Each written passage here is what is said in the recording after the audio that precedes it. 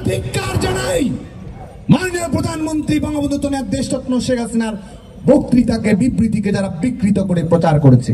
মুক্তিযোদ্ধার কোটা যদি না থাকে, মুক্তিযোদ্ধার নাতিপুতিদের যদি কোটা না থাকে, তাহলে কি রাজাকারের নাতিপুতিদের কোটা থাকবে?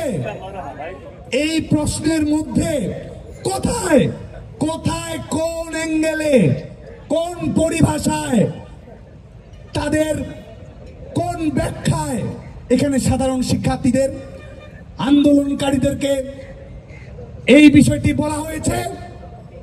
আমরা ধিক্কার জানাই মাননীয় প্রধানমন্ত্রী বঙ্গবন্ধু দেশরত্ন শেখ হাসিনার বক্তৃতাকে বিবৃতিকে যারা বিকৃত করে প্রচার করেছে। আমাদের হৃদয়ের পবিত্র আরাধ্য নিয়ে ছেলে খেলা করার তামাশা দেখাবেন না। অনেক বিনয়ের পরিচয় দিচ্ছি, সীমা লঙ্ঘন করছেন।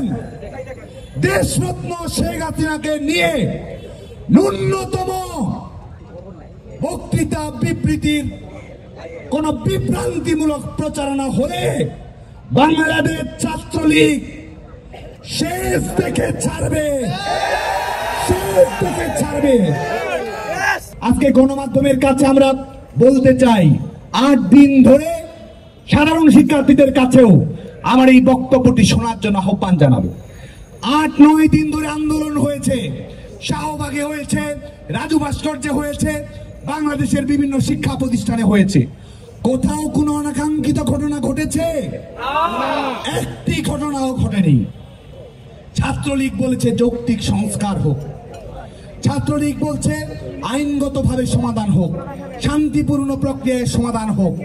যখন নির্বাহী বিভাগের কাছে বিষয়টি সমাধানের জন্য আসবে, তখন নির্বাহী বিভাগের কাছে বাংলাদেশের ছাত্র সমাজের পক্ষ থেকে আমরা বক্তব্য উপস্থাপন করব। আদালত তো এই পর্যন্ত অপশন দিয়েছে, আন্দোলনকারীরা আদালতে গিয়ে তাদের মতামত প্রকাশ করতে পারে। আওয়ামী লীগ সরকার বলেছে তারা সমস্যা সমাধানে আন্তরিক, তারপরও কিসের জন্য এই লাগাম ছাড়া কর্মকাণ্ড আপনারা পরিচালনা করছেন?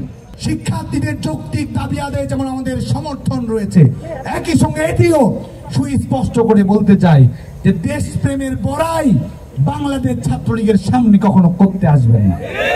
বাংলাদেশ ছাত্রলীগ জানে এদেশের মানুষের স্বার্থে, গণমানুষের স্বার্থে, সাধারণ শিক্ষার্থীদের অধিকার আদায়ের স্বার্থে কিভাবে কথা কিভাবে লড়ে যেতে হয়, সংগ্রাম করতে হয়। যে মুখ দিয়ে অধিকার অধিকার বলে চিৎকার করছেন, সমতা সমতা বলে চিৎকার করছেন, মেধা মেধা বলে চিৎকার করছেন, সেই বাংলা ভাষার অধিকারী তো বাংলাদেশ ছাত্রলীগ এদেশের ছাত্র সমাজকে দিয়েছে। সেই কারণেই আগামীতে বাংলাদেশ ছাত্রলীগের সকল স্তরের নেতা কর্মীদেরকে আমরা শান্তিপূর্ণভাবে যার যার শিক্ষা প্রতিষ্ঠানে অবস্থান করার জন্য আহ্বান জানাবো। কোন ধরনের উস্কানিতে কেউ যেন না পড়ে, শিক্ষা প্রতিষ্ঠানের পবিত্র পরিবেশ যেন আমরা অক্ষুণ্ণ রাখতে পারি। যেই ক্যাম্পাস ছাত্রলীগের নেতা কর্মীদের রক্তের বিনিময়ে আমরা সন্ত্রাস মুক্ত ক্যাম্পাস প্রতিষ্ঠা করেছি, যেই ক্যাম্পাস মাননীয় প্রধানমন্ত্রী বঙ্গবন্ধু দেশরত্ন শেখ হাসিনার অসাধারণ দূরদর্শী নির্দেশনায় আমরা সেশনজট মুক্ত ক্যাম্পাস করতে পেরেছি, যেই লড়াই সংগ্রামের মাধ্যমে এবং দেশরত্ন শেখ হাসিনার সময়োচিত সিদ্ধান্তের মাধ্যমে বাংলার শিক্ষার্থীরা স্বচ্ছতা মেধাভিত্তিক চাকরির নিয়োগ প্রক্রিয়া পেয়েছে, যেটির মাধ্যমে আমাদের লাখো শিক্ষার্থী সরকারি বেসরকারি খাতে আজকে কর্মসংস্থানের সুযোগ পেয়েছে। যে কোনো মূল্যে আমরা অবশ্যই শান্তিপূর্ণভাবে সেটি রক্ষা করব।